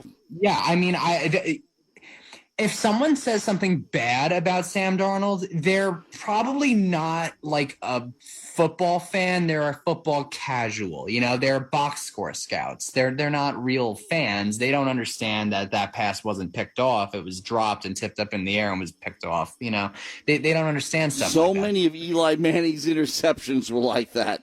Oh my God! Yeah, well, I mean, Eli did have a knack for finding the linebacker in double coverage, but Eli threw a lot of unfortunate picks too in those years. A lot of Eli's picks were secondary. In other words, secondhand, I should say.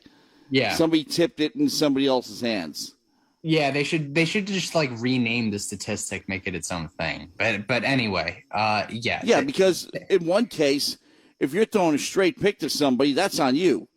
Right, if yeah. I mean, the Brady ball threw gets 2 tipped picks. in somebody else's hands, that's beyond your control. Right, Brady threw 2 picks. One of them was a Hail Mary, so it was useless, and the other one was a dropped running back screen, right? And it was like tipped up in the air and picked off, so he really threw no picks.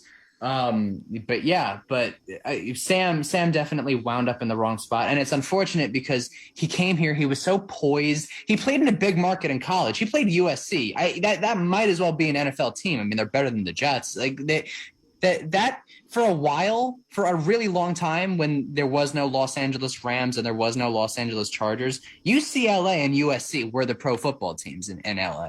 So Sam was playing, even before the NFL they were. But the funny, like I said, I mean, I've said this in the past on this show, of course, is that the NFL wasn't the NFL we know and love really until starting in the late 60s or so. Yeah, right. Well, prior to that, college was bigger. Yeah, that was that was during the pre-recorded interview. We were talking about Namath and all them. Yeah. But if only you guys were privy to that conversation. But you weren't, haha. But I've said it before. It's nothing new. Right. Yeah, right. Plus it's common knowledge if you know football. So right. But Darnold came here. He played in a big market in college. Everybody kind of knew who Sam Darnold was, right? Everybody assumed he was going to be the first overall pick. I ruled out the fact that the Jets were going to get Darnold because I was like, we're going to get Baker Mayfield. We're picking sixth. At the time, they were picking sixth before trading up to the third spot. We're picking sixth. No way Darnold falls past one. If the Browns passed on him, the Giants will take him and he'll be Eli's successor. Turns out none of that was true. And we stumbled upon Sam Darnold. And he was poised. He looked uber confident in the preseason, the first couple of games of his rookie year and the last couple of games of his rookie year where he was one of the best quarterbacks in the NFL. He just had this not swagger, but this confidence. You just knew, like, that's the guy.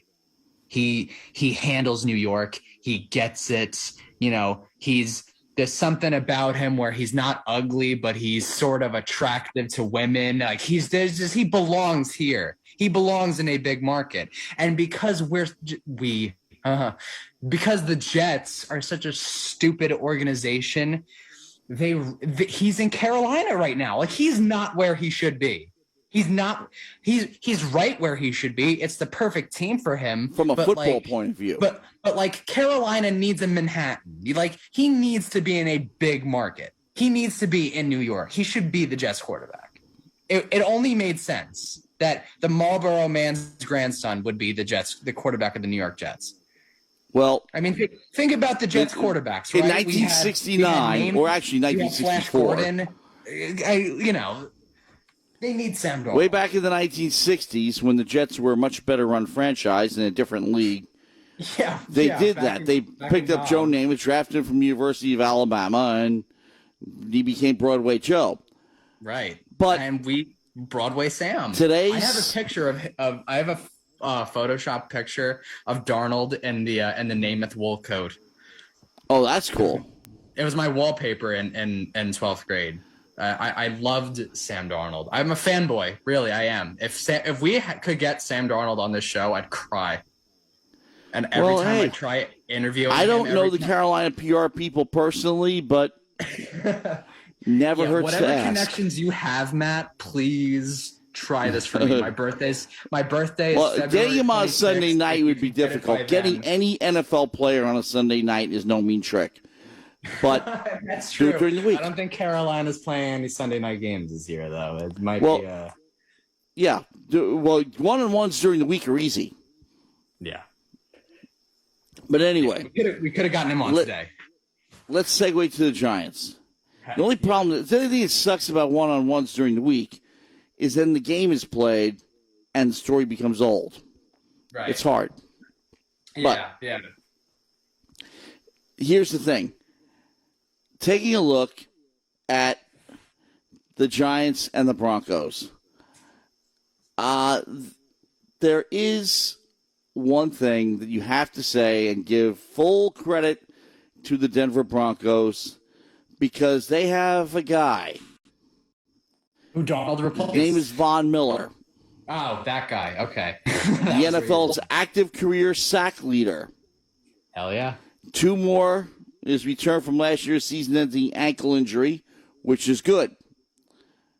Okay, so reason to be optimistic if you're a Broncos fan. Reason to be optimistic if you're a Giants fan. Saquon Barkley is back. Now, was he the Barkley of old today? You saw rust. You saw a lot of rust. Yeah. But he's there. Even that wasn't all his fault. Yeah.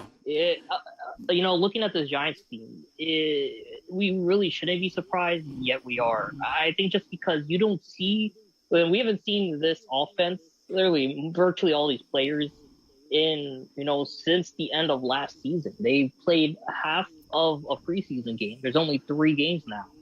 So they pretty much did their work in practice, except a lot of these players were hurt and or recovering from injuries, like Kadarius Toney, Saquon Barkley, Galladay. So you couldn't even see them in practice. And when you look at how this team played, everything they did was identical to last year in terms of how Saquon Barkley, despite being a phenom, averaged 2.6 yards per carry by a miserable offensive line. How Daniel Jones was inconsistent again, and his fumble issues reared their ugly heads at a time where the Giants couldn't afford it. And I'd argue really swung the momentum firmly in Denver's way, and again, defensively, they were good in the first half, but it all fell apart by honestly just some abysmal play calling on both ends, and even Joe Judge making a really amateur blunder that is very uncharacteristic of him, throwing a challenge after a touchdown's been scored. I mean, there's not much good to write about at the end of the game. Wasted timeout, that it's over. Yeah, well, you know what? I mean, you say uncharacteristic. Joe Judge has done some solidly dumb things before. I wouldn't call it uncharacteristic. I think he's a sound head coach. That's like not knowing how many outs there are in an inning and throwing the ball into the stands after out number 2. Yeah. Brady last year. We've seen people do it. Third down. Yeah, I've seen it. I've played on a. Yeah, I remember that. It was in high school. Some kid did that. It's stupid. And I don't even know why he was throwing the ball into the stands. He was throwing it to a girl, and it hit her in the. It was a disaster. Anyway, because she didn't expect it either because there were 2 outs. It was her. But he was trying to hit his girlfriend, and he hit her. It was. And then the runner on first advanced to second. Well, I think just identifying the Giants' issues. They got sorry about the digression. No, you're good. It's just that. It's similar to that. Yeah, again, the Giants That's identical. Yard completion that first series, and they couldn't even sniff the red zone after that. Yeah, I don't know how you get 0 points when you literally throw a free pass. By the way, to your receiver, go across the field, and then immediately go 3 and out your next three plays. It's I don't know why I'm surprised. Statistically, it's the 5th straight year the Giants lost their opener. The 9th time the last 10 years. So this is on brand for them. They're really, Washington's a team they've had a lot of success with over the past couple of years, but they've gone 4 straight seasons 0-2. And just seeing how, again, one-dimensional this team is, identical to last year.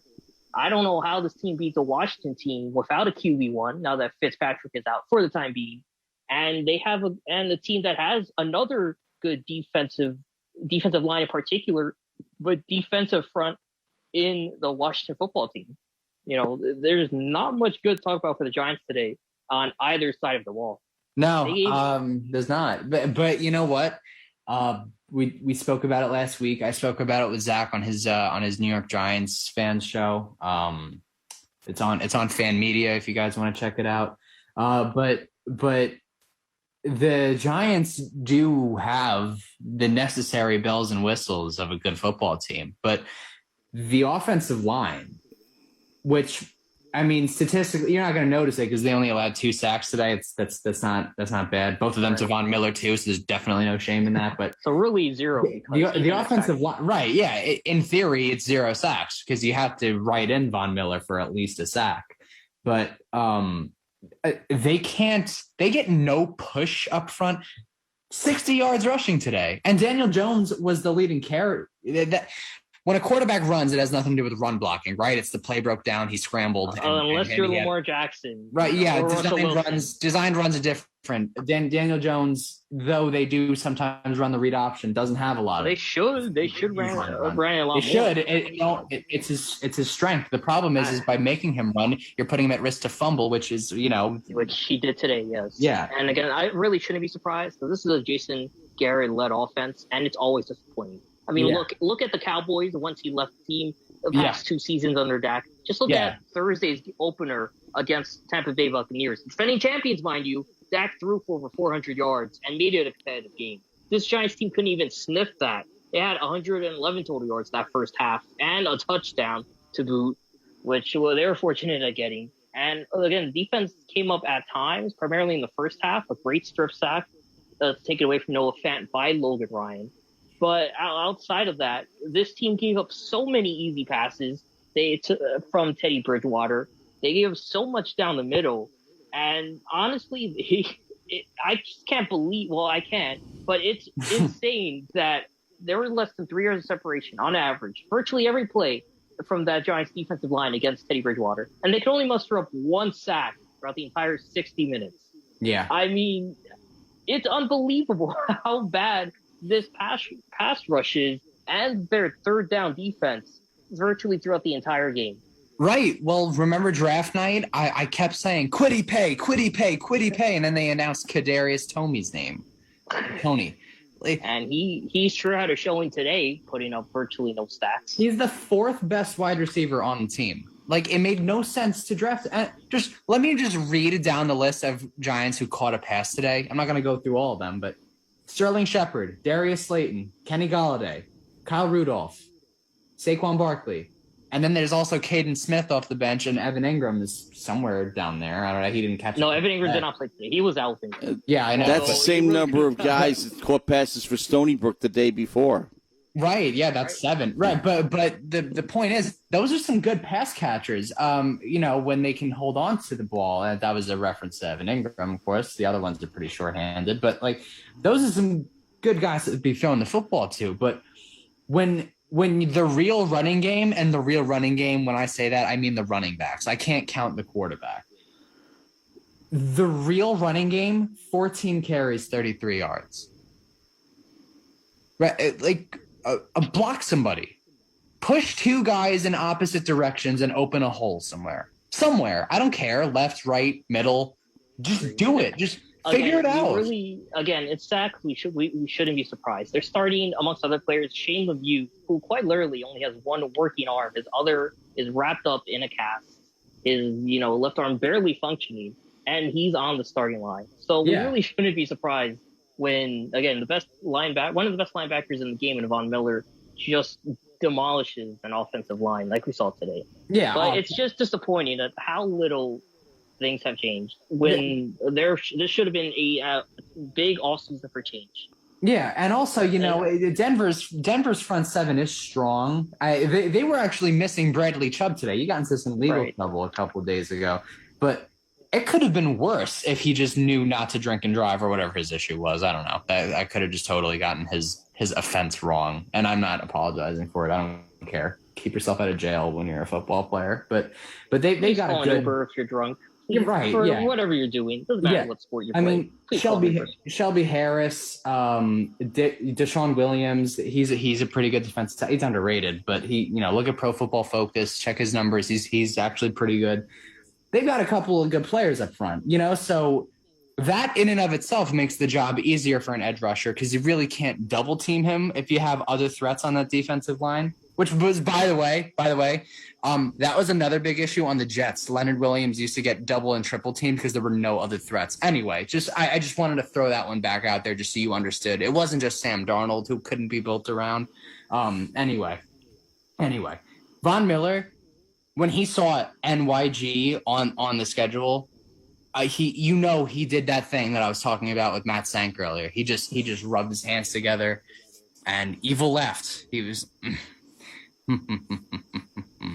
There was no way he did not just foam at the mouth. And Andrew Thomas had every right to. By the way, which I didn't even get to actually see the games. I had work. Which side of the offensive line do they have Andrew Thomas playing on? His usual spot on the left side. Okay, right, because Nate Solder retired. He actually was the best offensive lineman. He had a good game today. That's not saying much.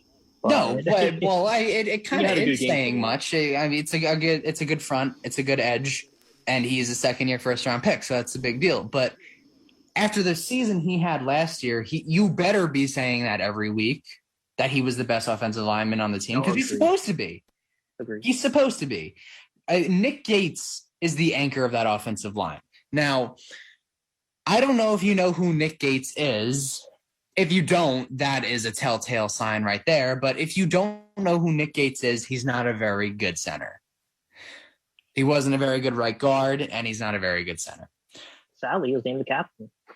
Well, it had to be someone, I guess, right? That's a good reason for not knowing who he is. Right. Yeah. I was being half sarcastic. But yeah. But again, this Giants team, they did nothing right. Denver had the ball for over 27 minutes. Giants barely had it for 11 minutes. You know. Are you talking about in which half? Today, both virtually the entire game. Well, rather third quarter, by the end of the third quarter. Yeah, I was going to say, I'm like the math on that. No, but yeah, just my point. Denver had it for over 30 minutes. Yeah, Giants barely had it for about 14, 15, maybe 20, but it didn't feel like it. It really up until the last drive. This team, it just felt like was the same as last year. And the last drive, it's not like Denver was playing hard. They were just getting ready to go home. Yeah, After Denver already losing Jerry Jeudy due to injury. They didn't want anyone else to get hurt. Right. Denver outpossessed them by 10 minutes. 35-08 to 24-52. So and a lot of that huge. again was a lot of them was practically dead time, Yeah, right. And the other thing too, but that was mentioned a lot during the broadcast. Yeah. That the Giants defense was overexposed. Yeah. I mean, you have a 10-minute differential in time of possession. That will do it. Right. Yeah. I mean, also, the Giants' run defense, which was very good last year. Blake Martinez, excellent inside linebacker. You got 2 exceptional tackling safeties. Now Xavier McKinney's healthy, so you got 3, right? But then of course Leonard Williams and I know Dalvin Tomlinson's gone, but Dexter Lawrence. They've got some good run stoppers, but today just horrible. Without Teddy Bridgewater's 3 carries for 19 yards, that's 25 carries for 146 yards. So that's horrible. That's a horrible performance, and Melvin Gordon went right up the gut for a 70-yard touchdown. Yeah. So they're going to have to – the Giants are closer than the Jets. Don't get too down on them. It's one game. There's 16 more. They're going to be playing a backup quarterback in Taylor Heineke next week, who's not a bad backup quarterback. He fits Ron Rivera's system well. He was his backup the backup in Carolina, and he played pretty well last year. It was Dwayne Haskins' last game, then they cut him. In that game, Heineke showed out. And then Heineke had a big game in the playoffs. Of course, they lost. Even today, replacing Fitzpatrick, he did well. 222 yards and a touchdown. Yeah, so he's not a bad backup quarterback. Like, don't be misled by the word backup, because he's not he's not a good quarterback, but he's not a pushover. Serviceable, yeah. And obviously the kiss of death, not the kiss of death, but just the matchup that really will murder the Giants is the Washington defensive front versus the Giants offensive line. I mean, there's no feasible way the Giants win that battle, but it is feasible if the Giants win that game. They just have to block somebody, which is going to be exceedingly tough. If you thought the Broncos had a good defensive front, wait until you see a fully healthy, which they are, a fully healthy Washington. So, yeah, in order for the Giants to win, they've just got to block someone. And everything else will fall into place. I promise you everything else will fall into the place. The run defense won't be bad every week. They're going to figure it out. I'll say this. Unlike, with these teams, it's very early in the season, so that means there's still hope. Unlike the other two pro sports going on now in baseball, where I don't know what to think about these teams. Yeah, how's this game looking? Top 8. 6-6, top 8. And they're talking about Vladimir Guerrero Jr. Because of course he is ESPN. There's leading like 5 the league in batting average. He has overtaken Shohei Ohtani in home runs, and he's third in RBIs. So he's got a shot at the what are his American League rankings? Is he going to win the Triple Crown? Well, that's what they are. That's not overall. That's American League only. Oh, okay. I thought that was Major League. Anyway. Well, with interleague play, first of all, the batting titles and all the other league leads, they're still split between American and National. No, that I know, And, but Triple Crown is also split. Which you only obviously, to only win a within your major league. league Triple Crown, You have to lead the league in the 3 categories. Yeah, But in any case, the Yankees have just been retired in the top of the 8th, going to the bottom of the 8th, 6-6. And you know what? I'm liking what I see from the point of view that these two teams went into this series sleepwalking. And what I saw tonight in particular, they're going to come out of this, both of them fighting. Now, they're going to have to. First of all, the Yankees right now are half game out of a wild card spot when they were comfortably in control of the top one, and we're still knocking on Tampa Bay's door. Tampa Bay is long gone. Okay? They're about hitting 90 wins tomorrow or Tuesday. Yeah. The Toronto Blue Jays are the hottest team in baseball right now. They just scored 22 runs on the Orioles. after scoring And 11. they in can one score inning runs the by night the before. by the barrel. Yeah. The problem, and they of scored 21 course, total yesterday, right? what was holding them back, and if you take a look at runs for, runs against, they've been scoring runs all year. Problem is they're giving them up at an equal pace. They're not doing that anymore. Right. The rotation had been solid, but the bullpen just forget it. Once whoever came out of the game, it was over. Now they've got everything. Yeah, well, the same problem Yankees have now because Yankees bullpen is overworked and crap. They're losing Loizaga was a deal breaker. Yeah. And again, When Loizaga went down, he was their most reliable reliever. And facing the Vladimir Guerrero Jr. like they did earlier this week did not help them at all. He and then, of course, feasted on the Yankees. Chapman rolling over and dying after Memorial Day. I still think, look, you know me, all year long, past 3 years, I've been anti-Chapman. I didn't know that. Killed end of their season 2 years in a row, and my worst nightmare is he gets them to the postseason and then knocks them out of it. Well, that's kind of like what happened. Which is pretty much what he's been doing. Yeah. So I mean, I guess you've lived out your worst nightmare twice, Matt. Lightning does strike twice. I'm waiting on the third time. Yeah. For him to kill him. They say third time's the charm, right? Well, third time's the charm.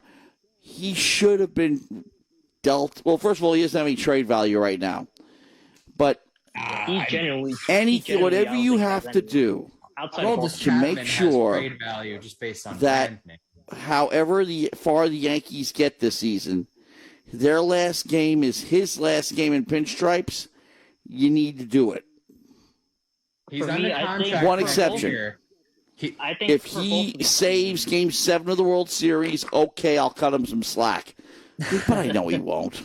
He's going to turn to the second coming of Mariano Rivera, and I don't see that happening. Well, it's too late. He never was the second coming of Mariano Rivera. He was a different style pitcher, yeah. Dylan Betances was going to be the second coming of Mariano Rivera, and Hanley Ramirez ruined that on one swing of the bat. Whichever of these teams, Hanley Ramirez killed that. Hold on, one at a time. You guys are. As I was saying, for both these teams, whoever doesn't make the playoffs, I think there's got to be a lot of heads rolling. It's got to start at the top positions, whether that's Cashman or Alderson, and it goes all the way down from those, again, aforementioned players who have just cost these teams games after games, whether it's a Chapman, whether it's a Torres, on the Mets side, tons of ways you could go. Up to this week, it would have been Baez. Baez has become the best, individually, the best player in baseball just this week. Of course, Guerrero and Ohtani have been phenomenal this year as well overall. Yeah, statistically, this is the week of Baez. Yeah, this week alone has statistically made Javi Baez the best move in baseball at the deadline. But it's not stats. It's not stats that you look at for a move, and it's how he improved the team. The team got worse after Javi got here. Yes. Right. Again, just so many ways to look at. Again, for both of these teams, where they should be in prime playoff spots. I'm not saying first place, but they should be No, they should. in the why wild card. why would the Mets? Well, they are in contention. Why would Yeah, Yankees they're not win this comfortably in game. front. They're a half game up. Yeah, that's not comfortable. That's half. They could easily lose No. that tomorrow against the You get Twins. 20 games to make it comfortable. Is it 20? It'll be like 21 19 after this. tomorrow, yeah. Wait, really? Hold on. What's the math? You know what? I'm not gonna do math and embarrass myself. No, it is 19. After this game, it'll be 19. Yep. Yeah. Okay. All right.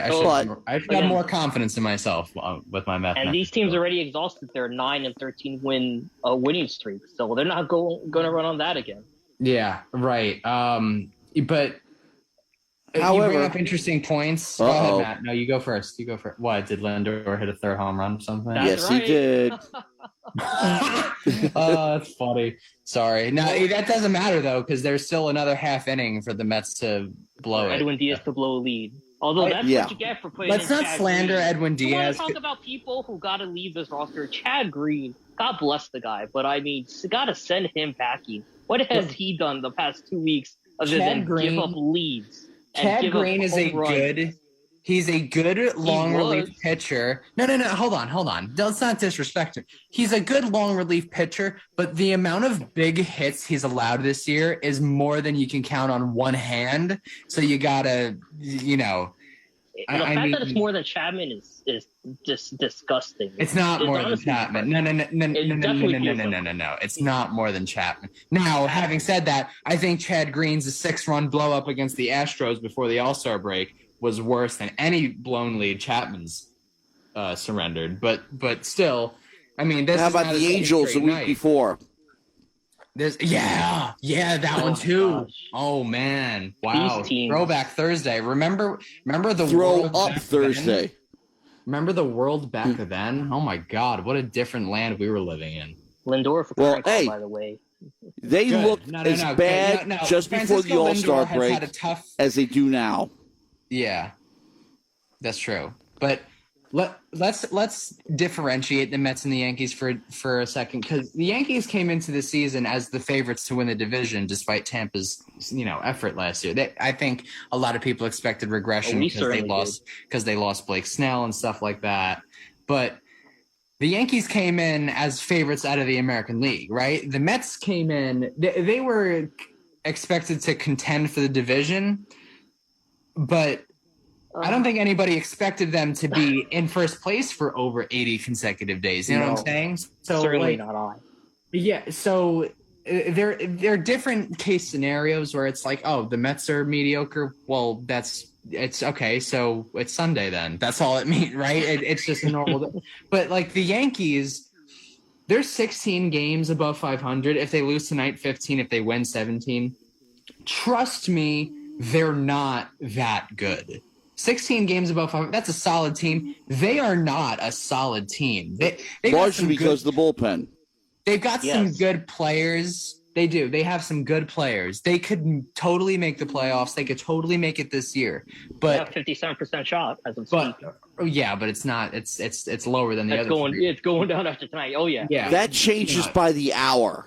Yeah, it's a little. I don't look at playoff percentage. It's kind of garbage anyway. But anyway, we got like 2 minutes left. So the Yankees are just fundamentally bad. Like they don't have bad players. They've got some good names, but fundamentally, man, they are. Well, bad. here's the lesson you learned from the trade deadline. They're a home runner bust. You improved defensively in two positions by getting Gallo and Rizzo, right?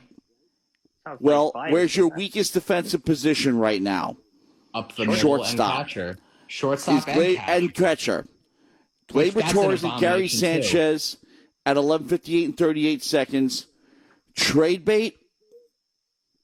Well, who's gonna want him? The Who- Orioles. Who is it gonna Well, want? you can find Gary a sucker Sanchez? somewhere. Or you can say Pirates. those two guys are the Yankees' versions of Sam Darnold. I don't think that Gary Sanchez was broken by the Yankees. Gary Sanchez has been in a position to succeed for a long time. And he had, but he Yeah, he never had. really 2016, became a 17. decent defensive At the catcher. start of the season.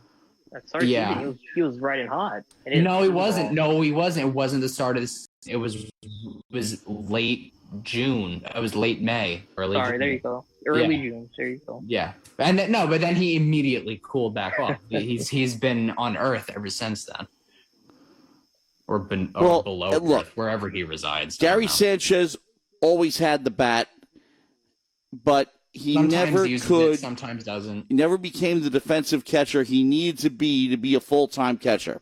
Right. Yet they put him in that role. So I guess there is a Sam Darnold-ish element to that, but not quite.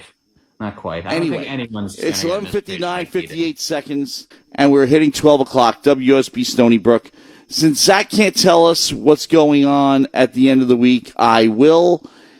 And Friday, we have women's soccer against Cornell at 6 p.m. Saturday, football at the vaunted 4th-ranked University of Oregon Ducks, and that is a scheduled 7:15 p.m. start. But on behalf of Ken Fermin and Mike Anderson, I'm Matt Mankiewich. Have a great sports week, everybody, in the meantime. And a rare time when we leave you with the Sunday night baseball game still going on. Stay cool, and the Mets are up 7-6. Good night, everybody.